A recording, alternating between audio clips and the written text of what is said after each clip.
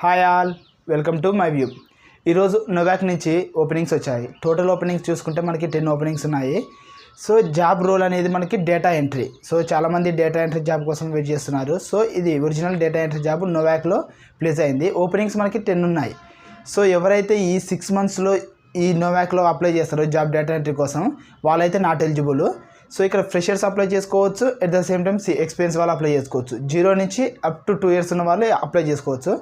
So మనకి package చూసుకుంటే 2.5 నుంచి అప్ టు 3.6 వరకు మనకి ప్యాకేజ్ స్టార్టింగ్లో వచ్చే ఛాన్స్ ఉంది. అంటే ఇంకా మన ఎక్స్పీరియన్స్ మీద డిపెండ్ అయింది. అప్ టు 5కి 3.5 కన్నా ఎక్కువ వచ్చే ఛాన్స్ అంటే మన ఎక్స్పీరియన్స్ డిపెండ్ అయింది. రోల్ ఆఫ్ వర్క్ అనేది మటుకైతే ఫైనాన్స్ బేస్ అయి ఉంది. So deposits, money deposits, credits అవి ఉంటాయి కదా, వాటి గురించి డేటా ఎంట్రీ చేయాలి మనం. సో క్వాలిఫికేషన్ దగ్గరికి వస్తే మటుకు డిగ్రీ అయితే మ్యాండేటరీ ఉంది.